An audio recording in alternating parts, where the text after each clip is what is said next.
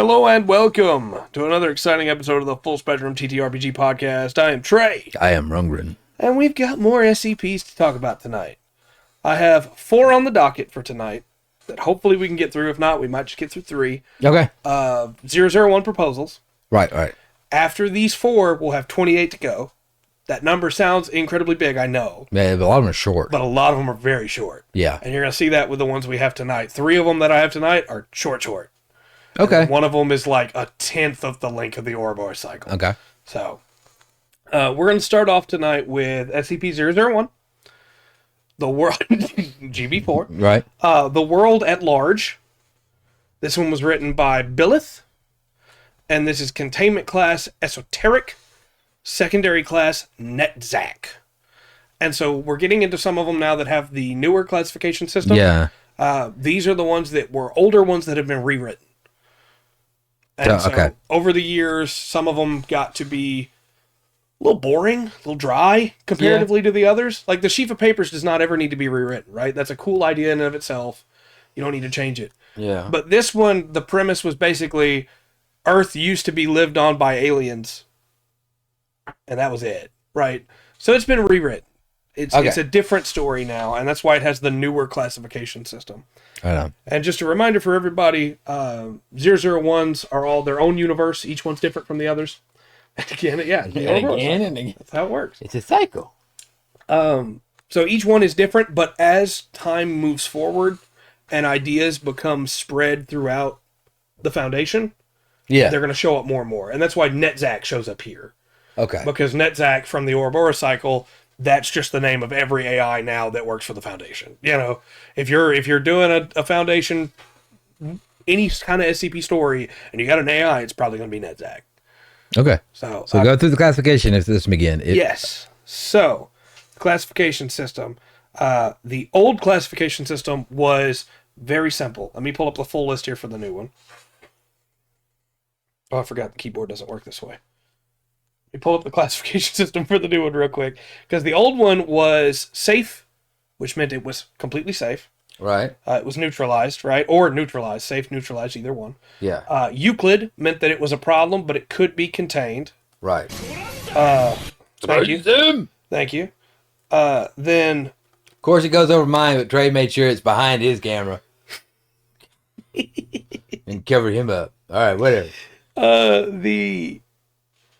Header meant that it was a big problem, right? Yeah. So I have the full listing here for the new classification system so that you can understand what these mean. Okay. And then the last one that used to come up was Thaumiel, which meant that it was incredibly powerful and it could not be contained. Right. I remember the Gate Guardian thing was us. There were also decommissioned. Doesn't come up very often, but this used to be a big issue. It's dead now. Not just neutralized, it is no longer an issue at all, ever again, for all of mankind. Okay. Apollyon is it can't be contained. It will kill us soon. There's nothing you can do to stop it. Okay? Archon is these theoretically could be contained, but we don't know how to do it. And they probably won't agree to it, but they could choose to be contained if they wanted to be. Okay. So they're very special in that way. And then we have Explained, which is we figured out everything we need to know about it. Normally you'll find Explained and Safe, right? Yeah. Pending of, hey, we don't know. We don't know what we're going to do here. And then we have Esoteric or Narrative classes. This is the one that the World at Large is. Esoteric is, it doesn't fit into any of the ones we already have. Yeah. And normally this is just for the sake of the story. So we've made up a new class for the sake of the story because it doesn't fit any of the others. So esoteric is esoteric? Yep. Okay. So hopefully that made sense. And then the secondary class Netzach, that's part of the esoteric part of it. It's just there because Netzach is containing it, right? Okay. So the World at Large is, and again, just real quick, we're not going all the way through all of these. I'm not reading out every single document verbatim. We're taking a dip, giving you an overarching branch of it, and then I'm also giving you some direct quotes, some direct lines from the story. If you want the full picture, you should go back and read them for yourself. They're very good. The World at Large is probably my least favorite of the ones we've covered so far, even after the rewrite. I really didn't like it before the rewrite. Okay. After the rewrite, I think it's pretty good. It just, you kind of get the idea of it really quickly. So, the World at Large, SCP-001, is anomalous messages that have been located. It's a low-frequency transmissions, right? They originated from the direction of EE-00059 in space. Okay. This is a emergent Class E momentary lapse of reason wormhole. Okay. And so from this wormhole has come these transmissions. These transmissions are special in that they are cognitohazardous. Oh, what? A wormhole. The cognitohazardous... Oh, I see what you did there. Momentary lapse of reason. You got me. You got me, Remas. Anyway.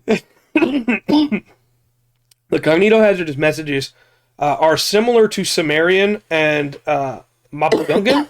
And what? Mapudungun. Okay. And when you hear them or see them, you understand some of it, even if you don't speak those languages. So that's the cognitohazardous part of it. It puts that into your head, even if you don't speak those languages. Right. But it doesn't give you full understanding. So I have some transcript logs here of the messages. The first one has someone saying, maybe unsure. It's not quite sure whether it's maybe or unsure or something of that like. Home, hear all. And then maybe a boat or a ship. Fault, transmit none, cross title length. These are really hard to get across in speech because it is words that are both or maybe neither. Okay. You know, but the basic rundown of it is a conversation between one person trying to reach somebody else. Yeah. And they are trying to ask basically, where are you? We found the boat. It's been left alone. You know, where have you gone? And I want to read this little part here verbatim that says 3-3, understand yet boat ship, brethren, fear, feel register into all. Nice. Hey, King. Hope it works out for you, man. We got some fun stuff to talk about tonight. Which doesn't make a lot of sense at first, right? 3-3, whatever. But the next message that comes through is between two people. Okay. And these two people, it seems like the first person found a ship that wasn't empty, right? And the first person says, great shame, how such find machine cast great wellspring, yet still distance from equal again. So that's the kind of thing you're hearing here. It's all gobbledygook, right? It's words that would make sense if you could fully understand the language, the way that they're being used. But because you have this little bit that the transmission is giving you, you can't fully understand what they're saying. Right. Again, I'm cutting these short because it's really hard to get them across in speech. But eventually we get to one that says 8-1, 8-4, feel. And then the second person says, correct, yet need haste, outside circle, commitment within bedrock, men immortal again. And it continues like this for a while as these two go back and forth talking about what's going on. Then in the transmission, you can see, besides one of the ships, a large, tentacle come up out of the wormhole. And there's another wormhole on the other side. And so the two ships start trying to go towards the other wormhole to escape this huge tentacle in space. Yeah, probably a good idea. However, I don't know if driving towards a wormhole, though, can ever be considered a really good idea. Though. Yes, I wouldn't think so. Yeah, a giant tentacle coming out of a wormhole, I think, would take precedence. Right. But kind of a problem. Yeah.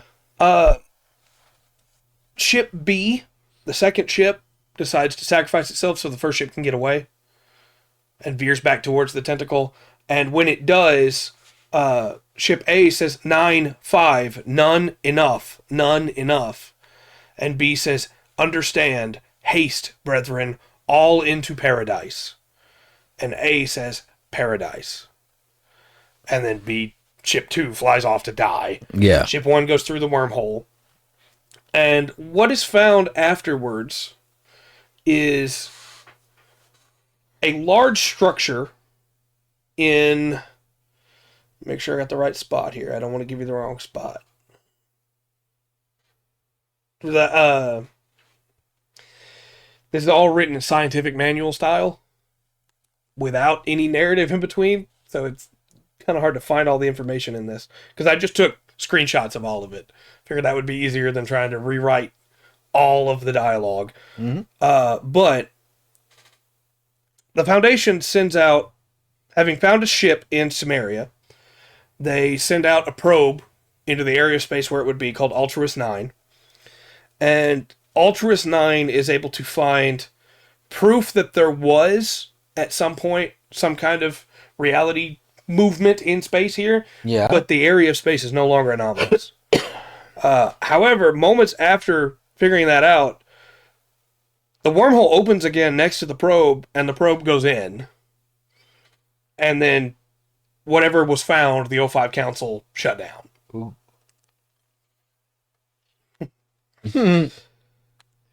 Then suddenly we get description. SCP-001 is the planetary body known as Earth. Okay. All Foundation personnel... Emotional damage. Emotional damage indeed. Oh, that one got you, huh? No, I was having my hand up. Oh, okay. I thought you got spooked. No, I was having my hand up. Emotional damage. Yeah. All Foundation personnel are to remind themselves that the planet Earth is anomalous and that they should feel good knowing that they live on an Earth that is anomalous. Yeah. And the reason for this is that the Foundation found an interstellar arc, which was recovered from, as we said, Samaria, but also parts of it in the Atacama Desert of Chile. Okay. And this structure that was found had cryogenic stasis pods inside, which were 10 stasis pods inside that were in hibernation mode. All right. And the big twist here, because we are at the end of this one, I know it may not have been super exciting in a lot of ways. I mentioned this was my least favorite of all of them. Right. The big twist here is that the O5 Council was part of that group that was in the first ship. Ah, gotcha. And they came to Earth millennia ago. Right. And they have always been moving in the shadows, and Earth is anomalous because it can sustain life. That's I buy that one. And so... and the SCP, the founder, they're the Illuminati. Got yes. it. Okay. Absolutely. And that is the paradise was Earth. Yeah. That's what they were trying to get their spacefaring. And they ruined it. And they did. Ruined it. Ruined. With the big shock at the end being that the thing that was following them that ate the second ship, the monster that was in space, is the source of all anomalies. And yeah, okay. Cool. So, that's the big twist there. Interesting. It's a cool one in some ways, right? Like, it's an interesting idea. It does the job perfectly of, like, hey, where did the Foundation come from? It leads you on a little bit with the cool word dialogue stuff going on, trying to understand everything. You understand where the O5 Council came from, why they're immortal, because they're aliens. They live who knows how long. Yeah. But I do think it's a huge step up from the original. Don't misunderstand me. I'm not trying to, disparage Billith's work here. It's just when you compare it to just about all the others, it just feels kind of like, okay, sure. Yeah, but in some ways, it's almost like the perfect 001. Yeah, absolutely. Because everything happens on it, Mm-hmm. All right. So then we have Dead Men, SCP-001. Okay. Object class, Thaumiel. Okay. And this one is written by Tanhony. Oh, that is, yeah. Okay. Stand on one foot. Put your left hand over your right eye. So, SCP-001 is an 84-year-old man who's been fused with the concept of death after a ritual by Global Occult Initiative Group 6616, the Eternal Circle. Okay. I need you to understand, he is not the Grim Reaper. He does not go and collect people as they die. He's been fused with the concept of death itself. Okay. The Foundation has been able to acquire him. Okay. But we're not able to acquire him before his tongue was cut out and his eardrums were damaged, as well as his limbs being shortened. No. It's believed these injuries are why there has been a reduced rate of deals with death in the modern age. Because the current concept of death can't speak. Right. SCP-001 also has several thaumaturgical circles carved into its flesh, wherein the Foundation has taken note of the carved circles, as well as claimed the notes that were in the Eternal Circle's base. In the event of 001's impeding death, Procedure Flamel 17 will be performed on a D-Class to recreate SCP-001. SCP-001 has been operated on using anomalous means to not be able to perceive the members of the O5 Council, thus preventing them from dying. Because if they are invisible to the concept of death itself, how can they die? Right. So, yet again, we have a, hey, why are the O5 immortal? Yeah. There we go. But this one takes a nice little turn that I really like. This is from the desk of O5-1. Recently, I've been made aware of concerns regarding the manner in which the Foundation is making use of SCP-001. I'd like to try and ease these concerns. The actions we have taken here are ethically ambiguous. I freely admit that. What we are doing would be, in the eyes of most people, unforgivable. But we are no stranger to unforgivable things. No doubt that many of you working on this project have been forced to take similar actions in the past for the sake of the Foundation. For that, I am eternally grateful. Had the group... No, you're no good. You're good. Had the group that created SCP-001 not been stopped, it is likely that they would have used their newly created death in ways that barely approach the small measures we have taken. I assure you that, at the very least, you would not recognize the world outside your windows. Death as a concept would have been warped catastrophically. Fair enough. The measures we of the O5 Council have taken to preserve our lives are not an attempt to benefit ourselves. It is simply a preservation of resources, a way to keep the knowledge and experience gained through a lifetime of anomalous study safe. If even one of the O5 Council were to perish, it would be an unacceptable loss of resources. Thus, SCP-001 is an opportunity to preserve knowledge, to preserve experience. If a less regrettable means to this end were discovered, know that we would pursue it in a heartbeat. But right now, this is the best we can do. No, you wouldn't, because it keeps you in power. Yeah. When I mentioned last time that a lot of people take the O5 from Ouroboros and use them here, this feels like something Aaron Siegel would say. Probably, yeah. I understand your concerns. I do. But we of the Foundation must remember that, morally, we do not operate in the black or white. We do not have the luxury. Only the gray is open to us. Secure, contain, protect. Mm-hmm. Then we get another file, and this is from Odongo Tijani, Ethics Committee Chairman. Namibian? Mm-hmm. Okay. Says, if you are not authorized to read this document, avert eyes now to avoid kill agents embedded in this text. All right. Go ahead and read it, Trey. Right. Let's read. Following investigation into the situation involving SCP-001 and the O5 Council, this committee has come to the conclusion that the actions of the Council are not acceptably justified by the duties of the Foundation. Together with the inherent issue of utilizing a humanoid SCP for the sole benefit of 13 people, it is suspected that there has been a number of side effects in the concept of death as a result of their actions. Requests by the committee to cease these actions have been denied. Due to this and several other ethical violations performed by the Council within the last 6 months, it is the opinion of this committee that the primary action must be enacted. As such, the following steps are proposed. And I'll shorten here to let you know that the proposal is accepted. They are going to deploy Omega-1, the Mobile Task Force, Omega-1, Law's Left Hand, which is the Ethics Committee's task force, to secure and detain the O5 Council at their next meeting, to remove the O5 Council from their positions, to promote suitable high-ranking Foundation officials to O5 status, and to neutralize SCP-001 so as to remove it as a temptation for future O5 members.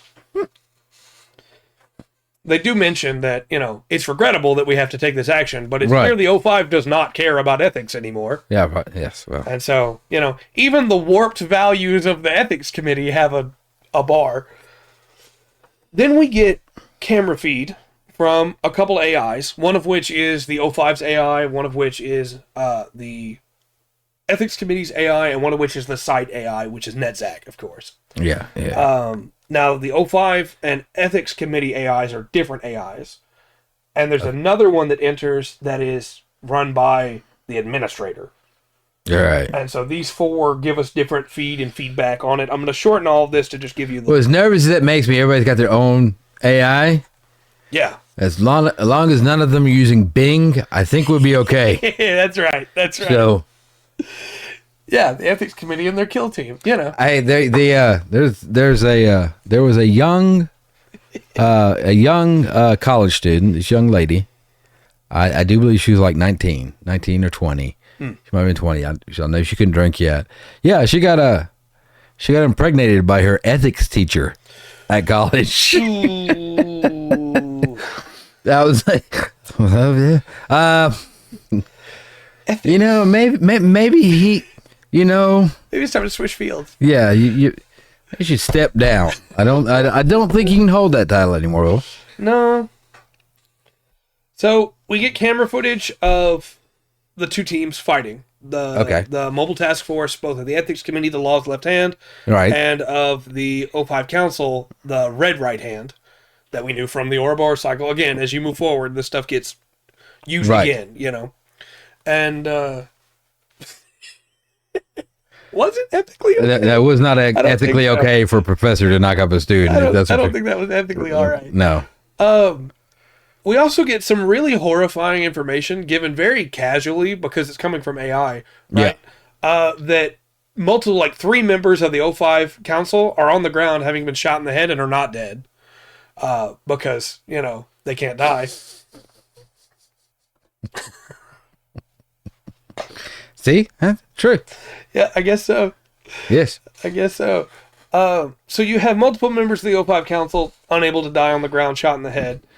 And then you have a single man that steps through the melee, accompanied by another team. And not the Omega or the Red. The Omega or the Red Hand. Right, either one of those. Okay. This team is recognized as Raish by the AIs, and that's the mobile task force assigned to the administrator. Yeah. So the administrator walks into the cell where SCP-001 has been kept and says, "Hello there." 001 looks up and says, "I know you." The administrator says, "Speaking without a tongue, we really didn't know what you were capable of, did we?" 001 says again, "We've never met. How do I know you?" 3, the man says, 2, 1. All right, I'll take this chance to... Let's see if everybody gets an ad. Do y'all have an ad? Take this chance to drink. Nightbot seems to think y'all should have an ad. So if you do, you have no way to answer this question. I'm just waiting for it to come back up and start the countdown for when the ad's supposed to be over. Nope, Remos don't have an ad. See, so there we go. No ad yet. Well, the drunk Uncle Nightbot. Once again. None anywhere. Thank y'all. Appreciate you. All right. We'll just keep going then. As soon as you start, it's going to be an ad. Go. Right. Thanks, Nightbot. The administrator says, "You have death inside you. I've given more people to him than anyone else." 001 says, "But who are you?" And he says, "I'm just a man who had too much ambition and too little sense. My name wouldn't mean anything to you." Long story short here, the administrator starts to tell this SCP-001 a story. Okay. And he says, "Once upon a time there was a man. He was a man of little importance, a middleman between middlemen. He sat at a desk, and files and figures passed through his hands. The place he worked..." Of course, now it starts. Told you when you started telling the story, it was going to start. Stupid Nightbot. See? Why did we hire somebody? I guess it's because he's free. He's an intern. Yeah. But somebody that drinks liquor instead of water. Right. Wow. Okay. All right. All right. That's nothing. You can back up. Intermission. All right. So, that done. So, Death recognized him because he had sent a lot of people to their deaths, right? He killed a lot of people. Yeah. Thank you, sir. Which is kind of edgy. A little bit, Yeah. A little bit. But he tells this story about how a long time ago, this man and then SCP-001, SCP-001 is like, "Hey, that's you. I'm not dumb. Yeah. You're telling a story about yourself." And he's like, "All right, yeah, you got me." I had this friend who one time... Yeah. So he talks about how he found these holes in reality from which monsters came forth. Yeah. And he created the Foundation to try and stop that, right? That was his goal originally. But now all they talk about is necessary evil. That's always been the case. But he always thought at the very beginning that they would believe there was an objective good Now he's not so sure there even is one anymore. After all these years of people working only for themselves, you know? Yeah. And then he does something that really surprised me when I was originally reading it. He says, we're going to take you away where you can rest. It's not euthanizing, but I need you to do two things for me. 001 says for a chance to rest anything. Okay. You know? This poor old man has been butchered, you know? Yeah. 001, or the administrator holds out a file to 001, and 001 takes it. They go outside the room, and looking at all the bodies now, because the fighting stopped. The red right hand is dead. Lost left hand is dead. All the 05 councils are on the ground, shot. Right? Yeah. Everybody's gone. The ethics committee was never there themselves. They had sent Right. 001 reads off the file while looking at the people on the ground, and reads off the file that includes all the names and faces of the 05 council members. So they're finally allowed to die. Mm-hmm. Which for some is probably a mercy. And then the administrator says, and look at the last page, and it's his own file. And then he pulls the pistol up to his head, and he shoots himself. Yeah. And it seems like the administrator has gotten, like it's done now, right? Yeah. The ethics committee will take over. But then, the final document we have is somebody logs in to the administrator's computer with the administrator's biometrics. Mm-hmm. And says, check candidates. The administrator's AI says, I've managed to narrow down candidacy to 12 employees since you last logged in, sir. The administrator says, I see. Well done. Randomly assign my position and control of Race 1 to one of the remaining candidates. Let them know it's best to fade from view. The AI says, of course, sir. Doing it now. Is there anything else? Disable security on 001's containment chamber. Doing it now. The door opens. 001's allowed to just leave. Everybody that would have stopped him is dead. Yeah. He's not really going to get the rest he wanted, but at least he won't get butchered anymore, right? Right. The AI finally, after a while, says, are you still there, sir?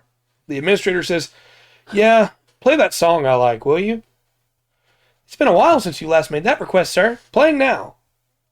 And then the computer logs off. Yeah, I didn't even get to his song. So we don't know what song it was. The administrator did not die. Apparently, his work has made him so anomalous that even death watching him die isn't enough to keep him dead, right? Well, right now I'm worried about the song. Yeah. And I'm going with the Buy Me a Coat, an old David Bowie song. Nice, yeah. Yeah, no, it's not nice. It's a terrible song. He wasn't very good when he was starting out.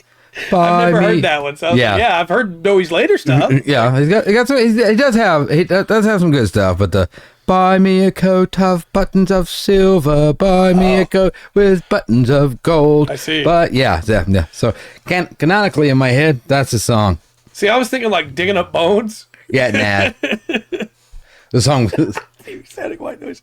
It is. It's a simple end to a kind of simple SCP entry, but yeah, one that's like, hey, he can't escape it. He's going to start over with a new group, and maybe this group will stay good, right? But they won't. TV tube by Ministry. That's what it is. It will corrupt them. Yes. This next one's incredibly short. Okay. Because I didn't want to get into all of the side stories that have been written by other people about it since. Okay. But it's also really beautiful in a weird way. All right. So, SCP-001, The World's Gone Beautiful, written by Lily, and the object class is unnecessary. Okay. SCP-001 is unnecessary. An event occurring shortly before the cessation of all life on Earth. SCP-001 has not yet taken place. It was discovered through various pieces of information gathered from extra-universal foundations and other similar groups, and it has a list of different groups that, peered into the future or communed with creatures beyond the veil, all that stuff. Gotcha. Found out that eventually there was coming an end to all life. Yeah.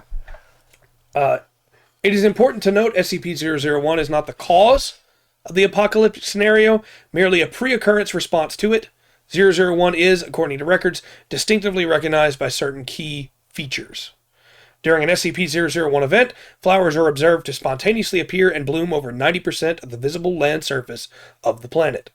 These flowers are universally referred to as vibrant, bright, beautiful, and or words to this effect. The weather will clear globally, with an ambient temperature recognized as comfortable by the majority of the populace. Air pollution will additionally clear. During an SCP-001 event, the global populace will become aware of the fate of the Earth and of its inevitability. They will also experience heavily decreased levels of violence. SCP-001 will occur exactly 24 hours before the death of all life on the planet. In the event of SCP-001 occurring, all personnel, including D-Class, are to be honorably discharged and may do what they wish with their remaining time. All sapient and non-aggressive SCPs are to be released. Any further SCPs which can be decommissioned are to be. All remaining Foundation sites are to be run by the AI-AD systems. Specifically bred instances of SCP-514 are to be released globally. 514 is homing pigeons. Yeah. But whatever goal they have will be given to all the people around it. So if you have a message, it'll be given to dispersed. Yeah. And so in this situation, they've been bred to symbolize peace and peaceful thoughts. And so they're released worldwide. With the fact that aggression is already reduced by a huge amount, it kind of makes everybody just stop fighting. And so when it does happen, when the world goes beautiful, you get 24 hours where the monsters are let out of their cages and they don't want to hurt anymore. And they all died happily ever after. So it seems like, yep. There's a bunch of little stories that have been written here of like SCP-682, the hard-to-destroy reptile, deciding maybe he didn't hate everybody as much as he thought after all. Right. You know, you have the different groups, the Global Occult Coalition, the Serpent's Hand, and all those. Yeah. And like the Serpent's Hand decides in the library, they're just going to read. Hey, babe. Glad you're here. Instead of, trying to cause any problems, they're just going to read until the end of the world. And there's a really powerful moment in here where Dr. Bright lets a D-Class out of his cell and goes, "Hey, what's your name?" And the D-Class says, "Nobody's asked me for my name in 10 years. Yeah. Dr. Bright says, "But what's your name?" And he says, "Well, it's Arnold." He says, "Come on, Arnold, let's go have a drink." And it's just like this, everybody's released, everybody's fine, and then in 24 hours, everybody dies. Yeah. Yeah. And so it's... So what are you doing? Right? In those last 24 hours? I know what I'm doing. But I was just wondering what you're going to do in these last 24. I don't know, That sounds too nice. Right. That's kind of the beautiful thing about it, right? It's like, yeah, everybody's going to die. There's nothing the Foundation can do to stop it. So why not just relax? Right. So there's a lot of... I've mentioned before, there's a ton of SCPs. And there's a bunch of stories in this of like what they do in their last 24 hours, Yeah. One of the ones I like the most is Cthulhu, where in the SCP universe, Cthulhu is not trying to eat people. Yeah. He's just a dude. He looks like Cthulhu. Yeah. And his presence drives people insane, and they make cults to worship him. But he just wants to exist, Well, that's the thing. When this happens, they aren't immortal anymore. Yeah. All of that stops, And so, for the first time ever, he gets to walk the streets. He gets to just be with nobody after him. Right. Nothing like that. The Dryad that didn't ask to be a Dryad, she has always had people coming after her, especially men. And she hasn't been able to, she can't turn her powers off. Right. So she's been locked away by the Foundation. She's allowed to go back and see her parents again.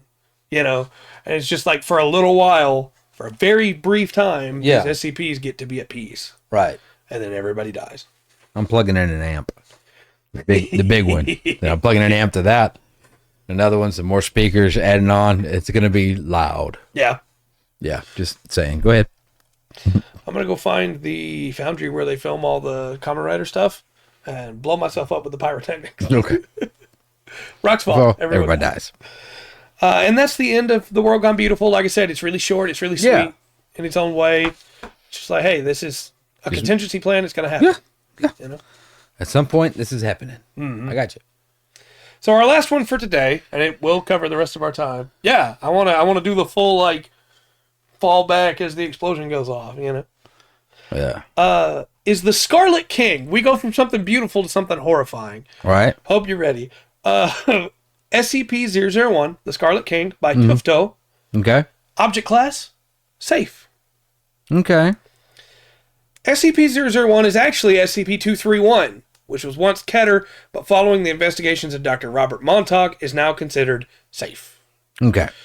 SCP-001 is located in several alternate dimensions simultaneously, but is unable to enter the prime dimension.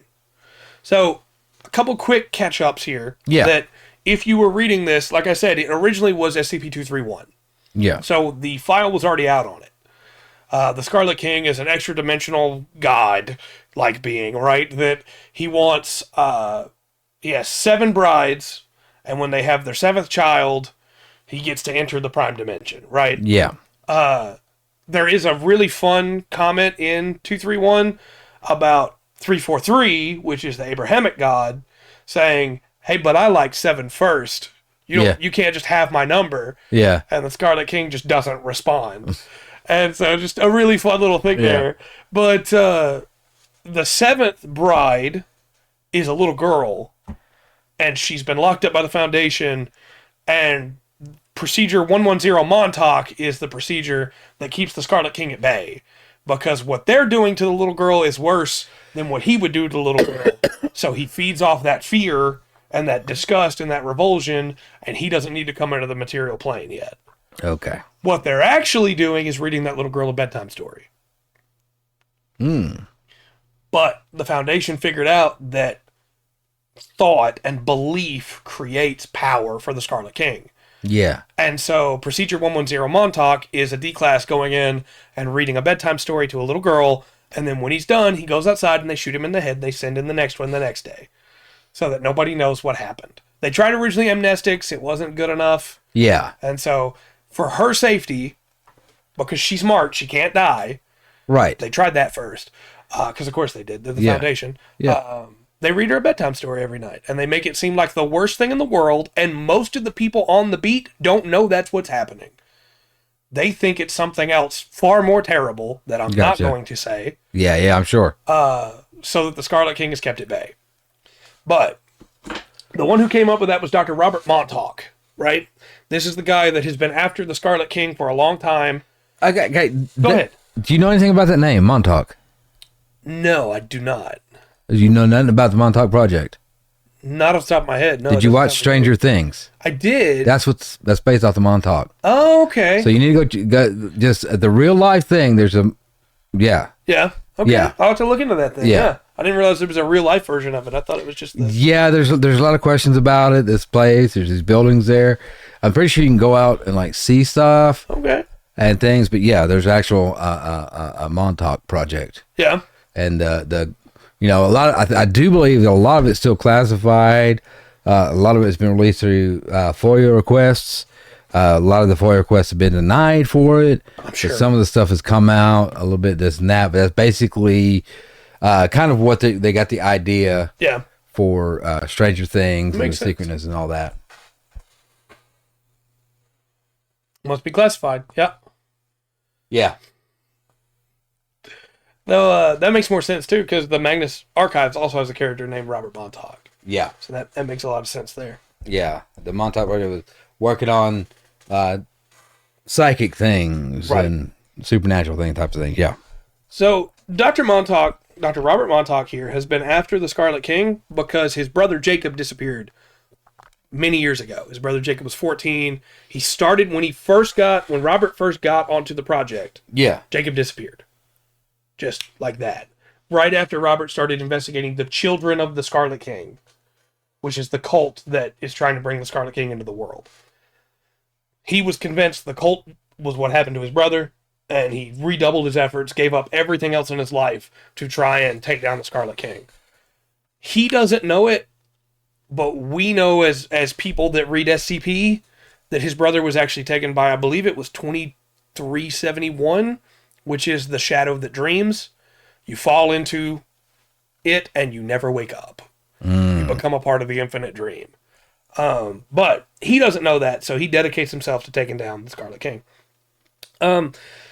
SCP-001's very existence represents a Tashkent-class cross-pollination scenario. It exists at the bottom of all dreams. All dreams. And if it were to break into the prime dimension, would cause irreparable harm to everybody. Common descriptions from dreams describe a red creature of immense size wearing a gold crown or headdress. It's had many names in many cultures, but all of them denote its royalty and some form of the color red. I mentioned the children of the Scarlet King that are trying to bring the Scarlet King into the prime dimension. Right. They are stopped by a joint operation with the Global Occult Coalition and the SCP Foundation, who then captures their leader, Depeche. And the first thing we spell that, please. Dipesh. Okay. Depeche, it's spelled a little bit different. It means fast in French. Oh, okay. Yeah. I was just wondering, but it's spelled differently. Yeah. So, the first article that we get in here is an interview between Dr. Montauk and Depeche, and they have a lot of back and forth. They're very cordial to each other. They're very kind to each other. I've cut out a lot of that. Yeah. Because, hey, all you need to know. So now they're going to sound like jerks. Right. They're very respectful to each other. And it surprises Depeche at first because he thought Montauk would be more like him because he's heard about Procedure 110 Montauk. And all he's heard about, of course, is the story the Foundation tells. Mm-hmm. So, he says, of what you've done, Procedure 110 Montauk, well, the people in mind circles have done some dark things in their time, but that, Montauk cuts him off and says, I did what was necessary, I don't want to talk about it. Because if the guy that's leading the cult finds out... that they're just reading bedtime stories? Right. Yeah. Obviously, the Scarlet King finds out instantly, right? Yeah. So... the response that Depeche has to that is really interesting, where he says, yes, that's very like the Foundation, need to know basis, isn't it? Yeah. Everything done is justified by what's necessary. You see the world, the people moving through it, living lives touched only by totalizing universal laws of society and physics, and everything has to be channeled through those laws, and that which lies outside it is to be contained. It's also very simple. Which... probably tells you that the cult doesn't quite view the world that way. No. They have a lot of interviews, and so I've cut around a bunch, Yeah. But in this next interview, Depeche keeps trying to bring up 110 Montauk, because obviously he wants to know how Montauk was able to stop the Scarlet King from entering the world. Yes. And Montauk continues to just shut it down. And Depeche says, I suppose you could say that our intention was to save the world. That's why we wanted the Scarlet King to come here. And he says, well, how are you planning to do that? Well, by bringing him here. You know that. Montauk says, but how would that save the world? And Depeche says, Doctor, is this really necessary? You took away his daughters years ago and ended up killing most of them. They were any of the daughters that already had children, they were able to kill those. You've already annihilated our society, and I'm sure you knew all about what went on within it. We worshipped the king, pretending he was Satan or some other ancient god of evil. Our inner circle believed in violation as the ultimate holy act. We failed. You and the book burners, the Global Occult Coalition, destroyed us, and the matter has been put to rest. Montauk says, you seem awfully calm, talking about, the destruction of your life's work. And Depeche says, what else can I do? I know how this is going to play out. Maybe I always did.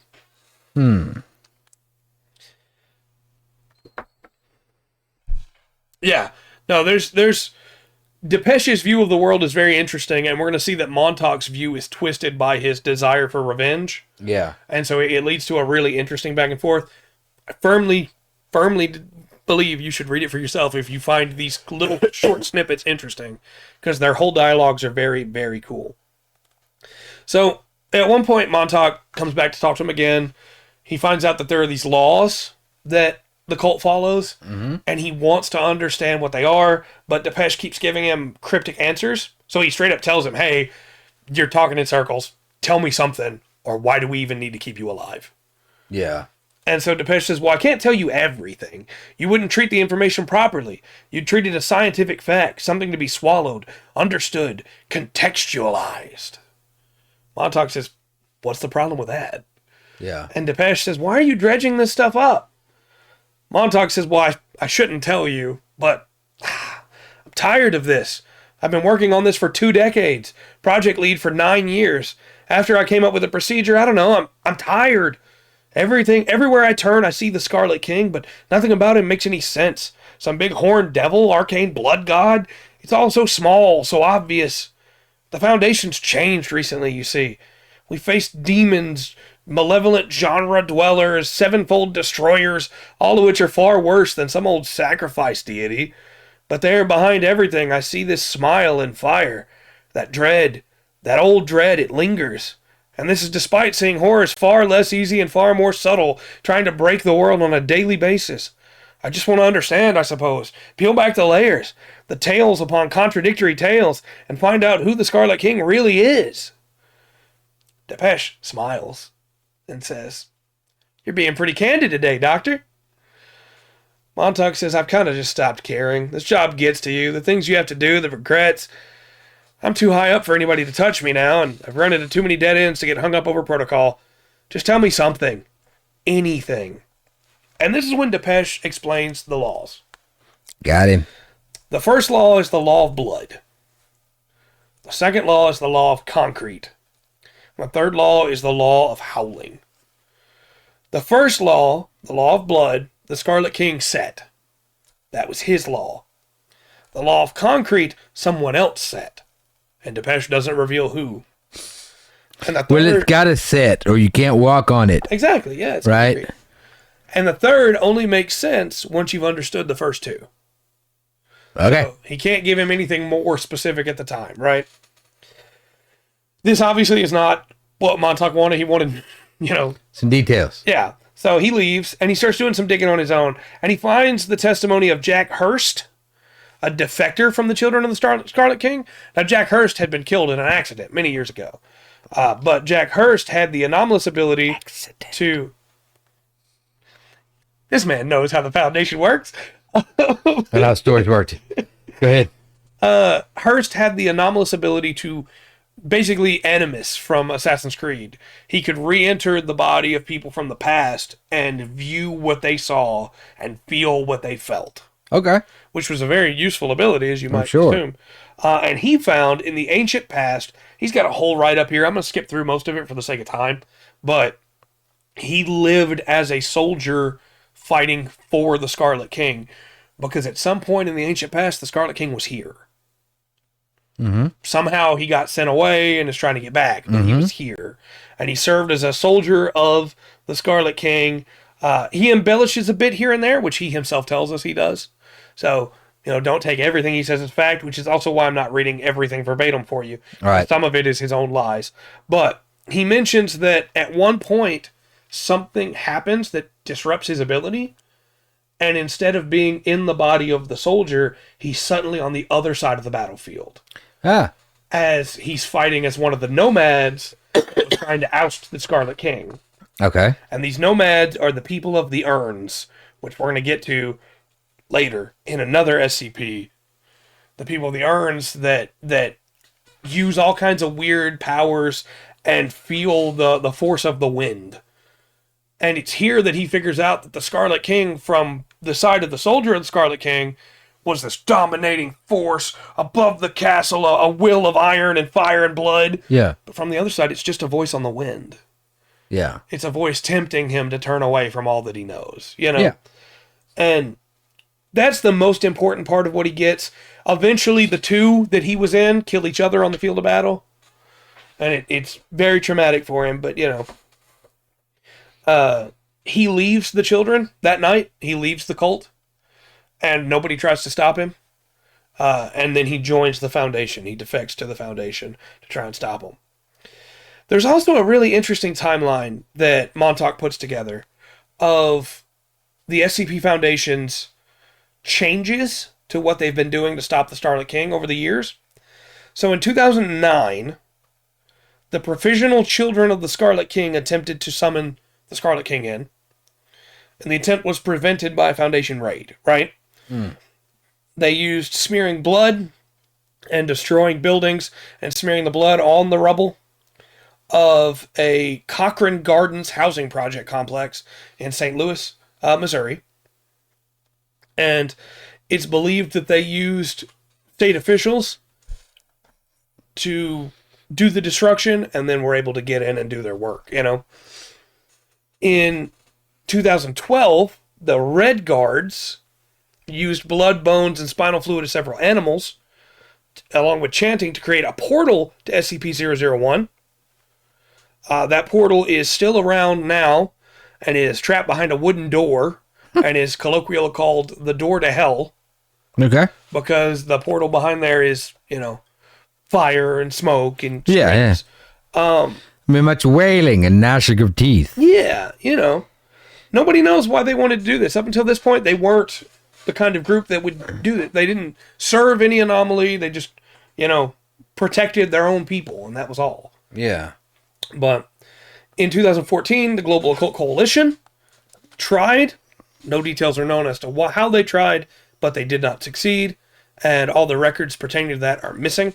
The operation, that's the only thing that we know, the operation was called Historical Frontier, and the mission statement was to exacerbate tensions of historical time in order to bring forth and destroy a significant occult threat. It's believed that everyone that was trying to do it was killed in the process. In 2017, the Army of the New Dawn attempted, involving a ritual burning calendars adhering to the Gregorian calendar, while members of the group raised up blood-soaked calendars adhering to the Julian Hijri and Persian solar systems to an effigy of 001. The Serpent Hand put that attempt down. Okay. And took all their stuff. And then, not 8 months later, the Serpent Hand attempted to summon SCP-001, which again is odd because they're not the type of people to do that. They serve the library. They serve the Serpent. Yeah. They've never had anything to do with the Scarlet King before this.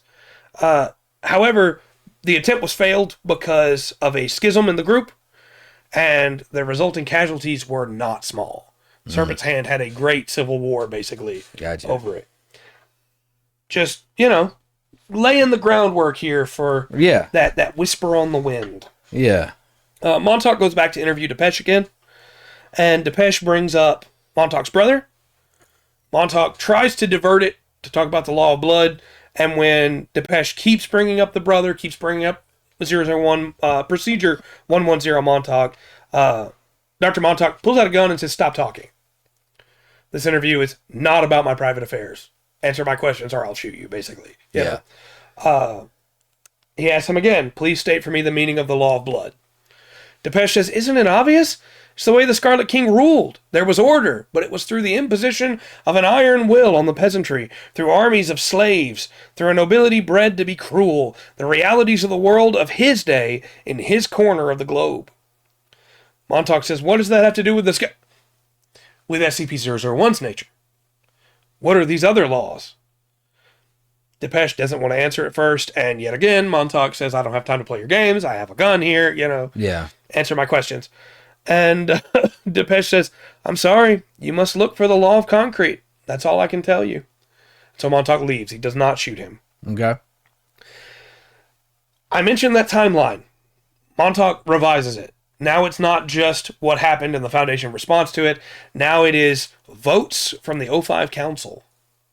Because Montauk finds that there are no records of SCP-001 before 1844. Okay. But he knows, because of Hearst's account and because of what Depeche said, there was a time that the Scarlet King ruled the world. Okay. So how could it be that happened all that time ago, but now there's no records before then?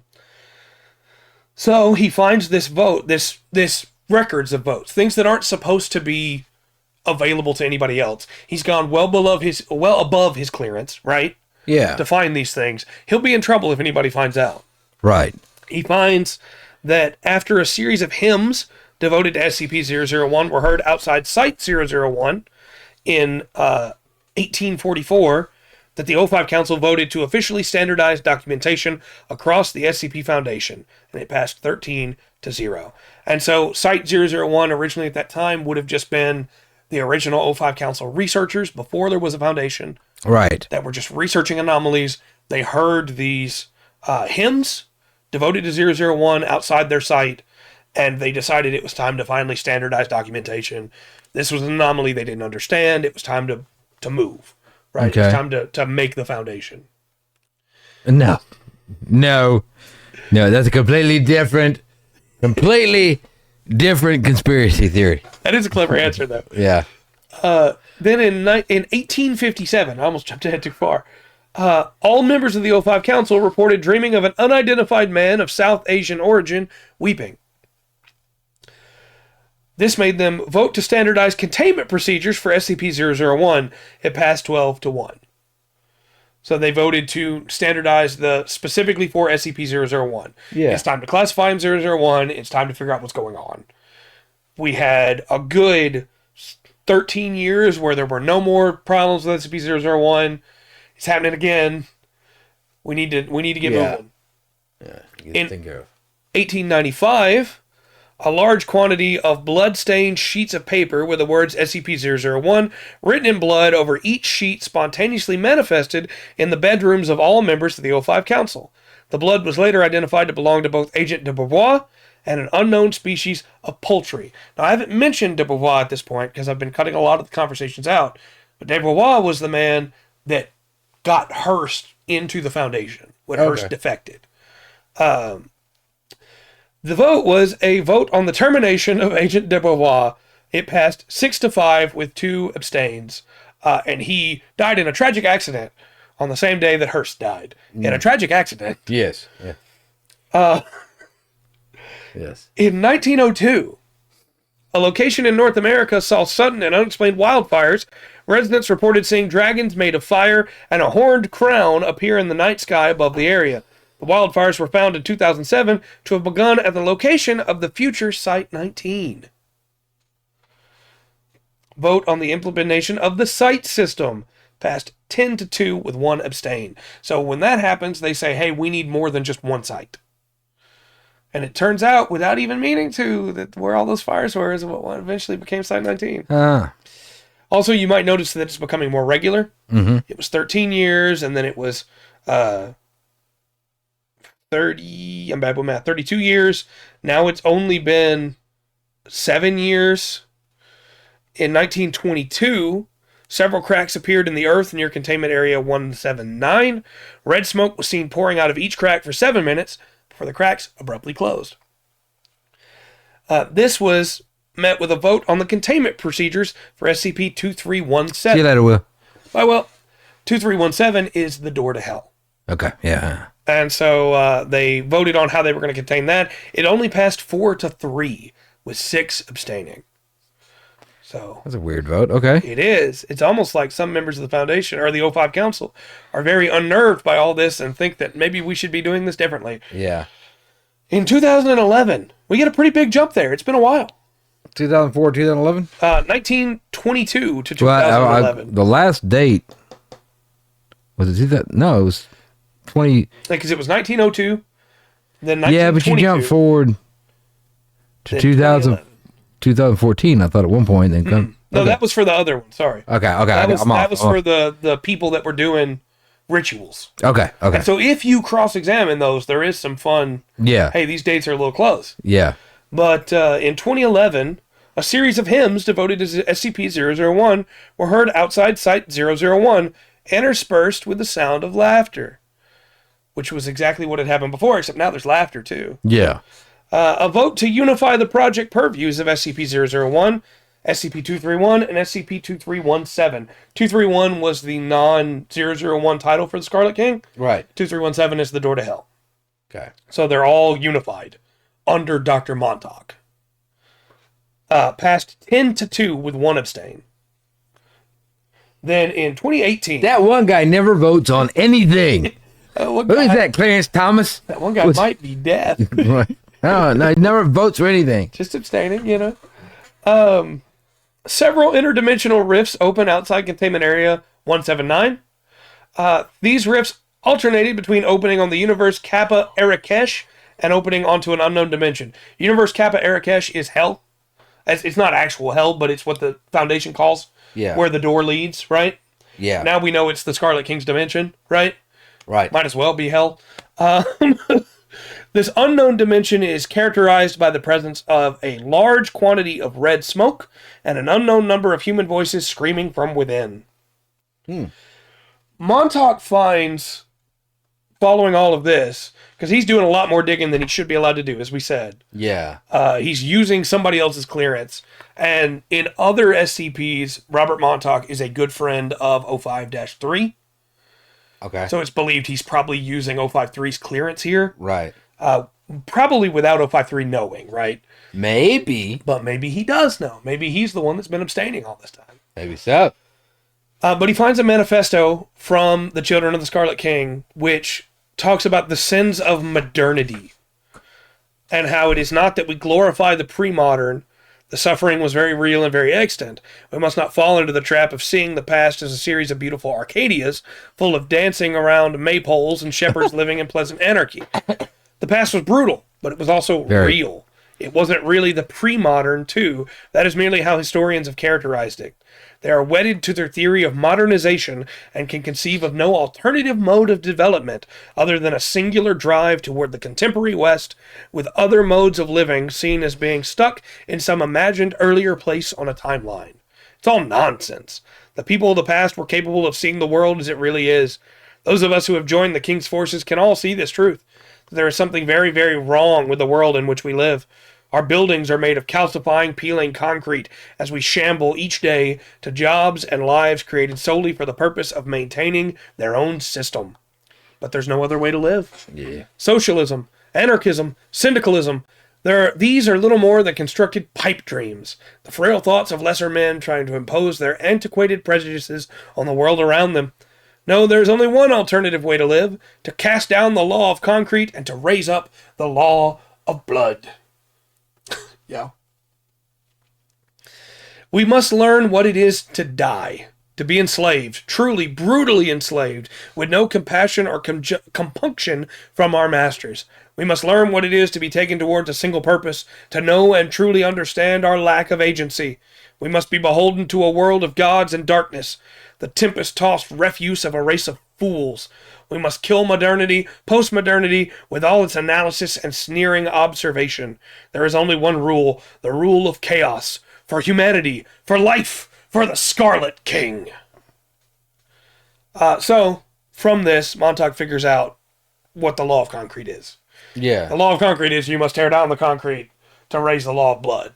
It was set on the Scarlet King by those that have been crushed beneath the weight of society, right? Yeah. It is anarchy in its truest form, right? We want to be enslaved, but we want to be enslaved by our own will and by none other. And so, following that, we get another interview between Montauk and Depeche. Okay. Depeche asks him where he thinks the Scarlet King came from. Montauk tells him there's lots of theories, that he's from the Abyss, that he's a shambling thing of old, a denizen of Alagada, or anything like that. And Depeche says, well, none of those are truly wrong, but the Scarlet King's past has been changed. He says the Scarlet King himself hasn't changed, but the past has been changed for him. Depeche then brings up Jacob again, and how, Montauk started all this for Jacob, but now surely he's seen beyond just his thirst for revenge. Yeah. Montauk says that, that's not the case. He wants to find Jacob still. And Depeche says, but isn't that why you created Procedure 110 Montauk? Not to stop the Scarlet King, but to hurt him? Montauk, of course, has no answer to that, because he was angry. He did. Yeah. That's why he's been heading this whole time. It's his revenge that's powered him and fueled him, Depeche brings up SCP-2317, The Door to Hell. He calls it the Devourer. And he says that, it has gained strength and you can't stop it anymore. And when you look at 2317, you see it has changed over the years, and they didn't rewrite it. They added new pages to it. We're like, this is what it was. This is what it is now. Right. And it's grown stronger. And Montauk tells him, but 2317 is not 001. He's not the Scarlet King. And Depeche says, no, but the Foundation wants everyone to believe 2317 is the Scarlet King. The Foundation wants you, Robert Montauk, to believe that the Scarlet King is truly just a door they can lock away. Right. And that belief gives the door power. He says, but the thing you don't remember or don't know is that this wasn't the only past. The Scarlet King used to be something very different. He wasn't a monarch, and he wasn't always red. He was the whisper on the wind that kept the peasants working, staring up in fear of his righteous famine. He was that inborn knowledge of a world of gods and demons which belied human agency and existed beyond us. He was the cold hunger of a famine that had no rhyme and reason, but the cold apathy of a supernatural beyond us. And given enough belief, he could be the devourer too. He is a creature of truth. Montauk says, you mean he transformed from one kind of entity into another? And Depeche says, the Scarlet King is not a deity or an entity, Doctor. The Scarlet King is an idea. Montauk obviously needs to know more. He's consumed with this desire to understand. So he finds a 1953 Bengali work called Lala Rasha. And I want to read this one verbatim. We got the time for it. We're almost done with the story. All right. But this one is really interesting and I think puts everything in place, right? Okay. So it says, and so, as British rule continued, something began to come with them, piece by piece. A shadow at first, a red thing, but it was not whole. It was not even in pieces.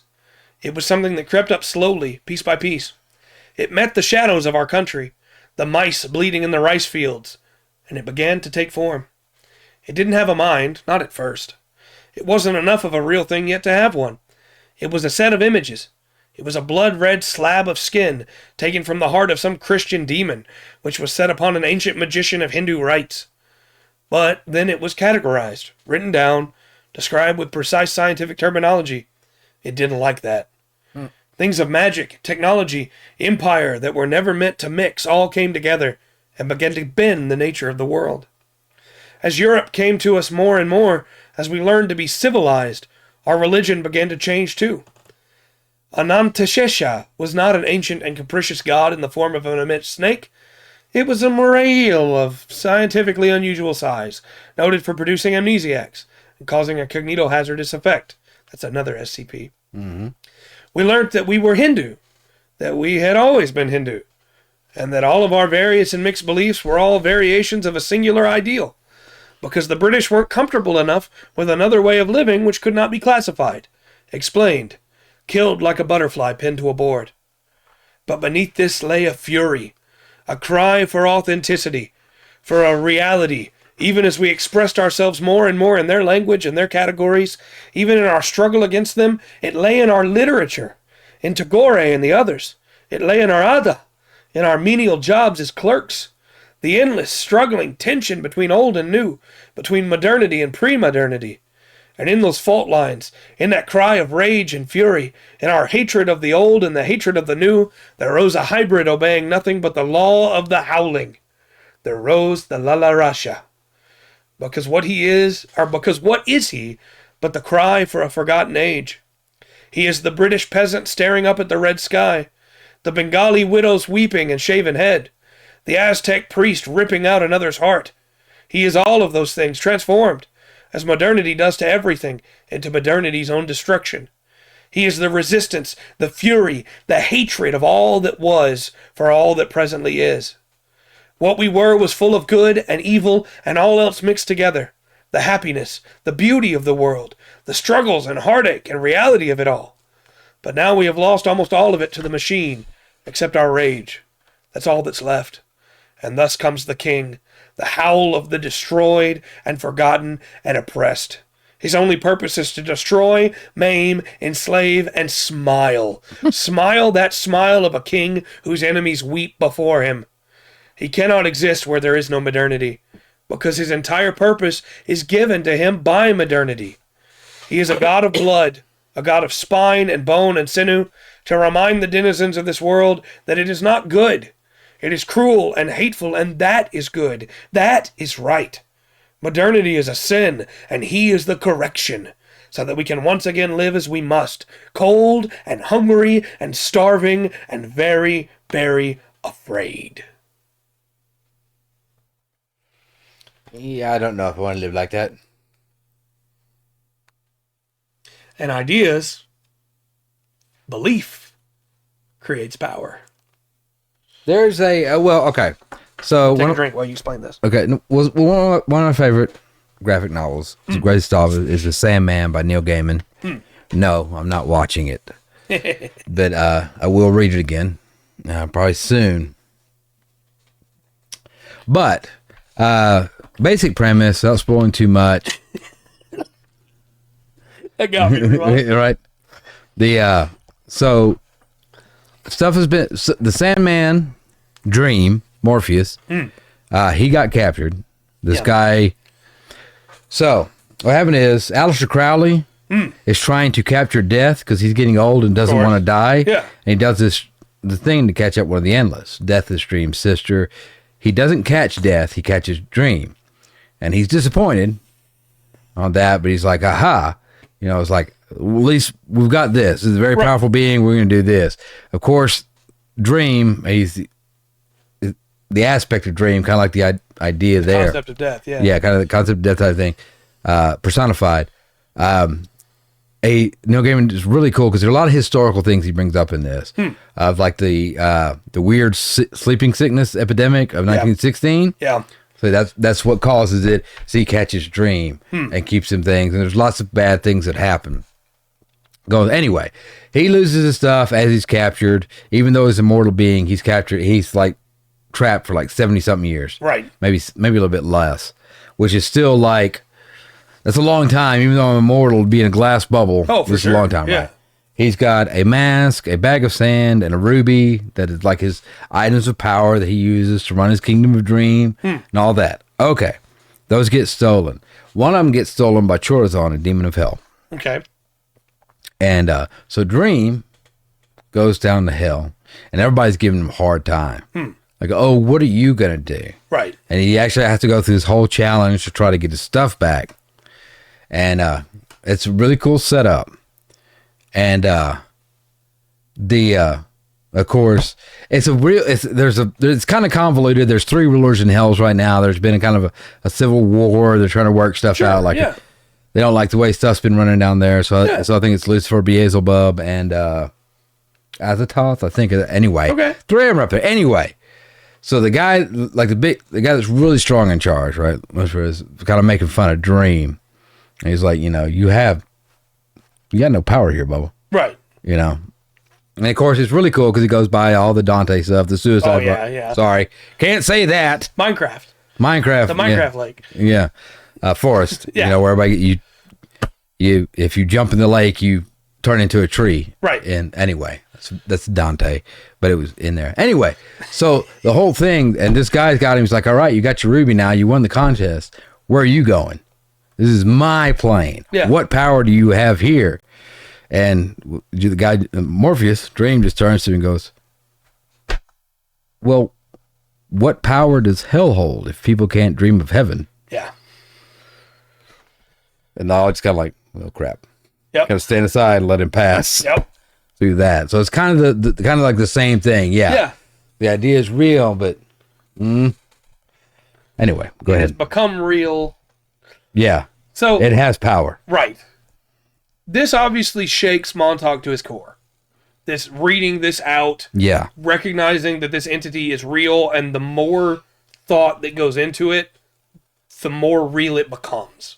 Right? Yeah. That the more the Foundation has tried to contain it and to understand it and to stop it, the more they have made it real. Because they are creating more concrete to trap it in, which makes the howling louder. And so the push here is that after everything happens, we're doing like a weird jump to get to this note. There's a note that's found in Robert Montauk's chambers, in his private chambers. And the note has written, scratched out, the Scarlet King is a thing of blood and bone and sinew. His rule is just, the justice of the dark. Written underneath it, SCP-001 is a conceptual entity created at the boundaries of the modern and the pre-modern. Because remember, he still has to write up a paper about all his findings. You got to be debriefed. Right. So, yeah. And he's having a hard time doing that. The second sentence that is scratched through is, he comes with fear and a sword dripping with fire and wrath. Strike through. SCP-001 is a creature. Strike through. Emperor. Strike through. Physical being made manifest in a conceptual. He cuts himself off. This time he tries to write SCP-001 originated in ancient Turkmenistan. It is believed that it was originally a Scythian deity who they rode with thunder in their hooves and the bow on their backs, laughing as they slaught. He stops himself again. SCP-001 is a scientific phenomenon. It will be classified. It will be contained, strike through, described. It will be understood as an anomalous entity, as with every other, but he exists in the cracks, the fault lines. He feeds on the description. He feeds on science, on the objective principles and qualities. 7 chains, 7 brides, 7 seals for the... I am Robert Montauk, Level 4 researcher, project lead on SCP-001. I am a researcher. I impose my solid mechanical will. I am in control. I possess agency. I am a quivering thing, looking up at a dark and clouded sky, fearing the Almighty God. I am free. I am chained. I am a doctor. I am a child. Trey goes nuts. Unbeknownst to everybody else, while all this is happening, a large crack appears in Depesh's cell, from which comes fire and smoke and the screams of the tortured. Yeah. And suddenly the Foundation can't get in through the door. The door refuses to open to them. Yeah. And Depeche yells from the other side that he'll only allow Dr. Montauk through. So Dr. Montauk comes through, and they have a long conversation about how Montauk's falling apart. Depeche sees this in him. The Scarlet King told him it was happening, and that's why he called for him, right? Yeah. Because he knows that Montauk is right on the edge, and obviously he's trying to convert him. Right. Dr. Montauk says, just tell me, did the procedure even matter? Procedure 110 Montauk, did it even matter? What we've done, is any of it even relevant? Depeche says, well, to prevent the birth, it had to be something awful, something evil expressed in pain and rage and fury. That's why it worked. It was never a sincere attempt to contain him. It was just your own fury. You thought the king had taken your brother, so you decided to hurt the king. You didn't hurt him, of course, and all you did was draw yourself closer to him. But it was effective cruelty. The specifics are unimportant, but the intent is what matters. Montauk says, I should stop. I should stop it all. I should stop the procedure. I should stop all our attempts. Depeche says, for what? The Foundation won't get it. They'll never understand the law of the howling. Montauk says, but if I try to explain it.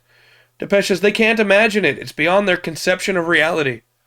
But you can, Doctor. Do you know why the Scarlet King exists? Montauk starts to say because of modernity, and Depeche says, no, because the Foundation exists. Yeah. Modernity helped shape him, define the contours of his rage, but it was when modernity started interfering in his kingdom that he was crystallized. Modernity in the forms of you. Yeah, basically they gave him the name. They classified him. Yeah, by defining it, they created it in a way, right? Yep. And then Montauk says, but we were first, but Beaudevoir and Hearst, they saw. Depeche says, that depends. Did they see something here or on another plane? Yeah. But the Scarlet King owns many. Yeah. And of course, that's... Montauk says, was this whole thing really our fault? And Depeche says, is it your fault if you don't know you're doing it? Montauk says, I don't know. Depeche says, neither do I.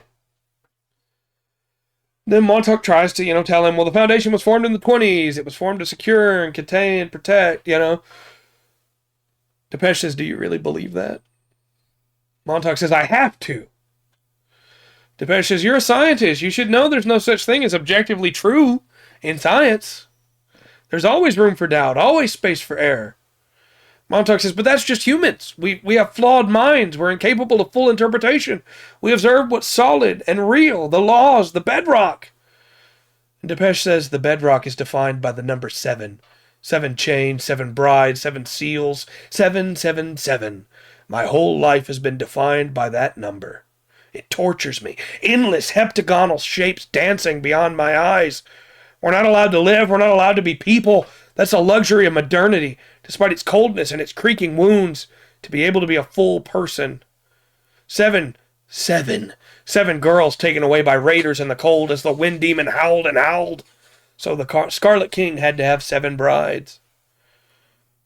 Montauk tries to talk him out of it. Say, well, modernity doesn't have to be that way. We can find our own peace and our own joy in our lives. We can find purpose within ourselves. And Depeche says, but what is it for? A mere absence of brutality? What's the point of having peace and kindness for its own sake so you can smile for a few decades before falling into an empty grave? Self-affirmation for a finite self. Depeche goes into a long rant here about how he tried Christianity, he tried Hinduism, he tried Buddhism, he tried atheism, and none of them brought him the peace that the Scarlet King has brought him. This peace, knowing that if not for society, he could be true to himself. He's off the deep end, right? Yeah. The crack in the wall gets larger. Montauk... He's a Unabomber. Kind of, right? Montauk says, who's in there with him?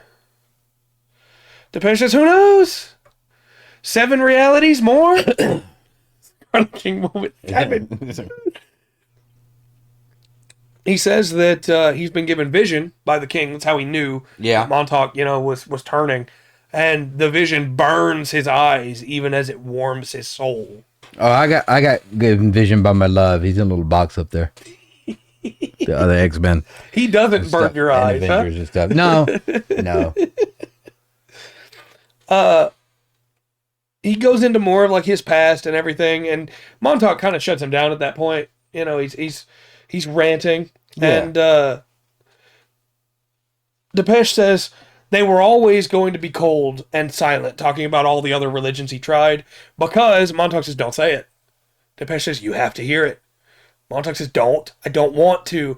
And Depeche says, just listen, Robert, because the Scarlet King is. And those words hold far more power over Montauk than he'd like to admit, right? Mm-hmm. Montauk says he is the tension between the modern and the pre-modern made manifest. Depeche says, yes, he is the fault line between the two irreconcilable worlds, and he can only in the end destroy them all, and that is what is right. Montauk says, what do we do now? Depeche says, you shoot me. Let them take my corpse. Go back to your life. It won't last long now. The king's coming is inevitable. You might try to do something to stop it, but it won't work. The Foundation has too much at stake, too much resting on the preservation of their ethos. They will coat the world in concrete gray, and the king will rise from the ashes, and the children won't even have to lift a finger. Montauk says, I don't believe you. Depeche says, believe what you like. Montauk pulls out his pistol, and he's had so many times before, and he says, look, just tell me one more thing. Was it you who took Jacob? Did the children take my brother? Yeah. Depeche says, no. We had no idea who he... Montauk fires. Right. He steps out of there and presents a thesis to the O5 Council. Okay. And we get a record of the O5 Council's vote here. And it's a vote to approve suggestions made by Dr. Robert Montauk on Foundation operating procedures for improved containment of SCP-001, proposed by O513. For it was O5-2, O5-6, O5-7, 10, and 13. Abstaining were 4 and 5, and against it was 1, 3, 8, 9, 11, and 12. Vote has been denied. O5-1 says, Dr. Montauk's investigations have been most illuminating. They have certainly raised serious concerns about how the Foundation has been operating in recent years. But we feel that his suggestions go too far. The ethos of the Foundation is comprehension, understanding, classification. Yeah. And so they changed the classification to safe for the Scarlet King. Even though nothing's changed, even though they haven't contained him anymore, they change it to safe so that people won't be scared of him, because surely that'll stop him, right? Yeah. The last thing we get is a letter from Robert Montauk. We don't know who he sends it to. And I want to read this last little bit verbatim here, and then that's the last that I have for this. But okay. It says, I watched, hidden, as their bulldozers came. Prime land wasted on trees, they said. They ripped them up, sliced their roots, took them away to be made into tables, chairs, or other monotonies. Then, over weeks and months, they flattened it. They poured concrete into the rest. It was scraped and shaped, cut into neat little squares, arranged precisely and in an orderly fashion. Walls rose up, great walls of concrete. Windows, their measurements precisely regulated. a series of standardized brick for other parts, construction crews and workmen and all the rest, working efficiently and precisely for a long time, filling in the details, the furnishings, and precise abstract wallpapers, and everything else that went into making a facility. Finally, it was finished. One single new tree had been planted in the center of the central courtyard, not through any sense of whimsy or delight, but to give those with a little sense of nature, of reality in the center of the gray, to keep them sane, nothing more. A precisely mandated allowance for the improvement of human mental health until they can find out a way to phase that out entirely. I watched and I thought about all that we had done. I thought about the world they wanted. I thought about their spinelessness. I knew what good was and what evil was, and I saw none of it in either of them. I thought about hollow men made of straw, plastered together with thick paste and sold in 100, 1,000 identical ways in 1,000 identical shops. I thought about what we had lost, and I howled. At night, the day before the site's grand opening, I dug up the seeds of the tree and replaced them with seed of my own devising. And over Site 231 will stand a thing of blood and bone and sinew, a tree that drips and leers and feeds. It will drip strange fire, and that fire will both burn and warm in equal measure, and they will look up at it and wish they had listened while they had the chance. I know this path is wrong, but at least it is a path. With thoughts and prayers, Robert Montauk, Child of the Scarlet King. Okay. And that's the end of the Scarlet King. Interesting. It's weird because Scarlet King kind of reminds me of a few other stories of the Crimson King. Yeah. The one, not King Crimson the band, though I do like them. 21st Century Gets Away Man is a great song. Or King Crimson the Stand from JoJo. Right. But the Crimson King from the Dark Tower, who screams through the balcony of the Dark Tower, and then what's the other one? Is it the King in Yellow? Yeah, the King in Yellow. Yellow, yeah. With the Lake of Holly and the city of Carcosa up on the hill. Yeah, there's something about I think the person put this together has a little bit of fondness. Yeah. For them, but knew they couldn't call it the Crimson King. Yeah. And stuff like that. So no, I think it definitely wears its inspirations on its sleeve. Yeah, in a good way, for sure. I agree. I think the especially the call out for the King in Yellow, because it is the knowledge that the play exists that leads you into Carcosa. Yeah. So it's very much the same style thing. Yeah. No, I like this one a lot. I think it's a little wordy in places, right? Yeah. We could have got there without quite as many interviews. That's why I cut them down so much. Because this was like 40 pages. Most of that was just the interviews, and I put all of the interviews in here, but I had already highlighted selective stuff. Yeah. But I do think that it's a really, really fun one. Out of the 4 we covered tonight, The World Gone Beautiful is still my favorite. Yeah. But this one's really fun. I like the idea of ideas take form and right. power. Yeah. You would probably really like this, man. I probably really would. I should read it. Because all the brothers and sisters. They've got this thing where it kind of comes up like when the first they kind of rank it around the first living being, right? So when the first living being was created, so was death, because that living being was going to have to die. Yeah. A little while later, dream was created. Right. Desire. These all the way to destruction. Yeah. Of this living thing. So it's kind of, I like that stuff. I like the aspect of death. A living concept, so to speak.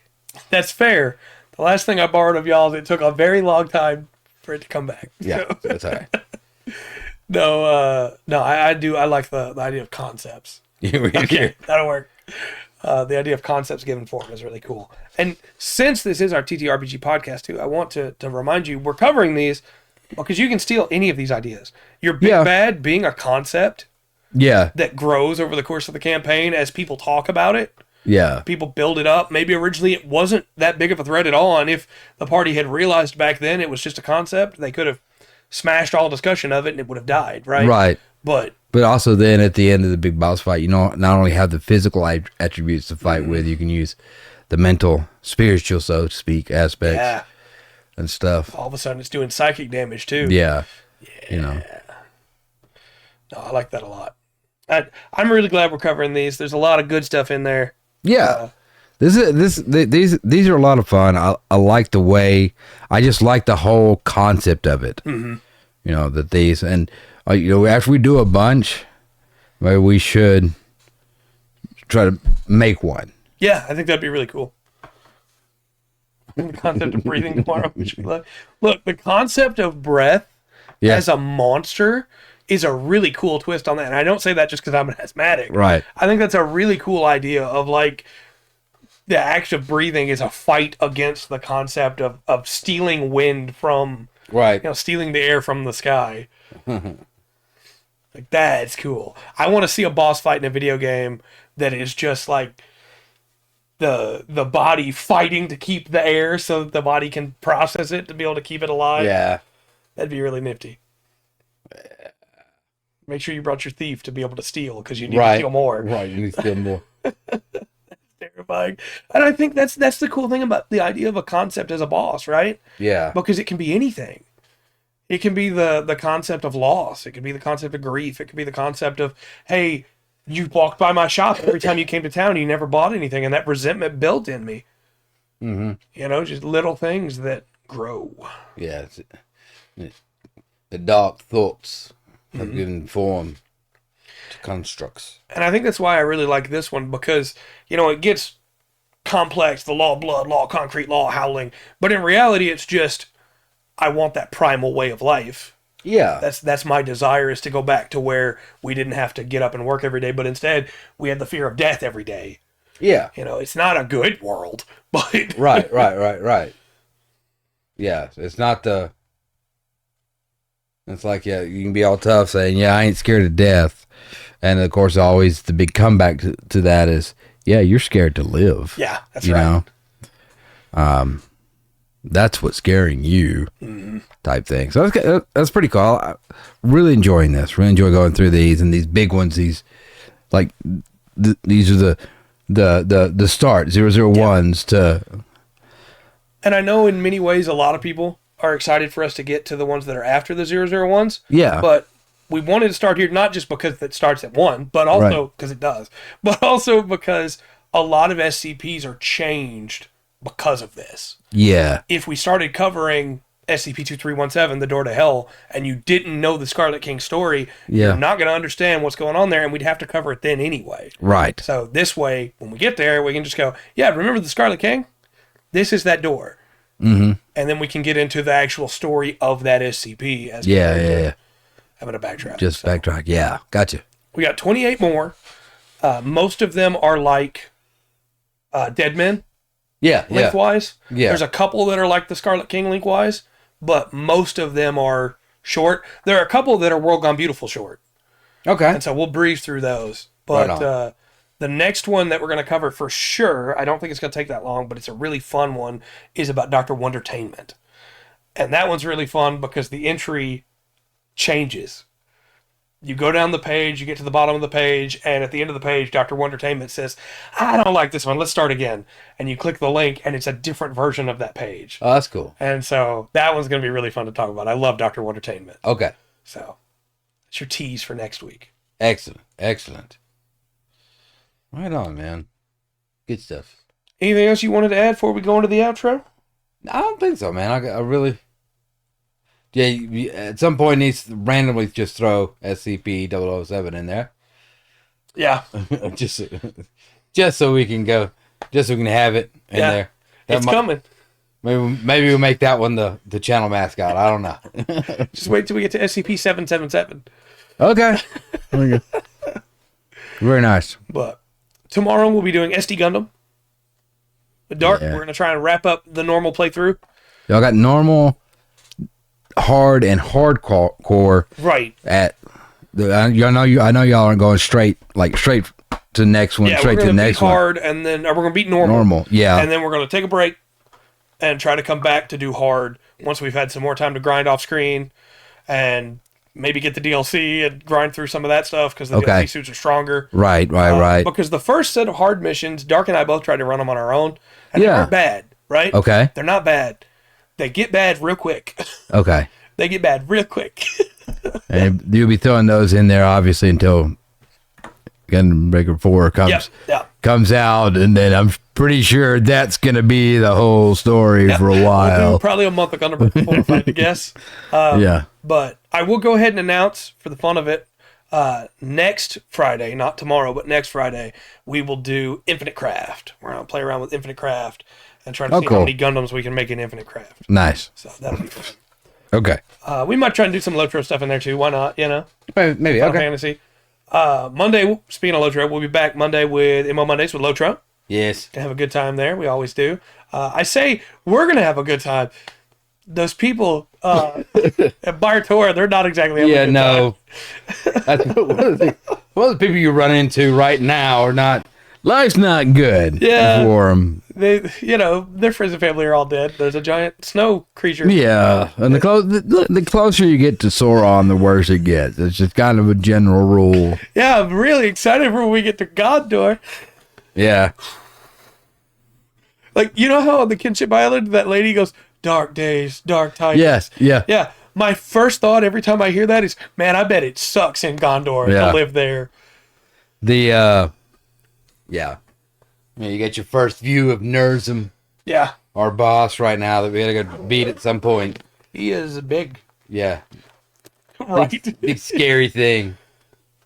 And then Tuesday we'll have a regular podcast. Got some fun news already. Some fun announcements. I hear there's going to be some kind of new Gundam game coming out, so we'll talk about that. Yeah, I'm sure you will. Whether you want to or not, it's gonna happen. I know some of the people that may show up, so yep. That's going to be required. Yep. Do you think in Gundam Breaker 4, I'm spoiling this for Tuesday, I guess. Do you think in Gundam Breaker 4, I will be able to get that little tiny Haro that Lacus Klein has? Wednesday. You don't deserve anything more than Birdie. That's fair. Wednesday, you're going to go back to the Forbidden City, right? Because you're Forgotten City. Because you got 2 endings out of 4, right? No, that was the first ending I got. So we got the second ending first. Yeah, so we got the second. Apparently there's 4 possible endings you can get, and we got the second one. Okay. So there's so it's 3 others. I don't know if we're going back or if we're going to, because technically you beat the game. I saw the credits. Yeah, we're done. Yeah. Greatest game of all time. Beat another game. Come on. You got more games beat than me this year. Yeah.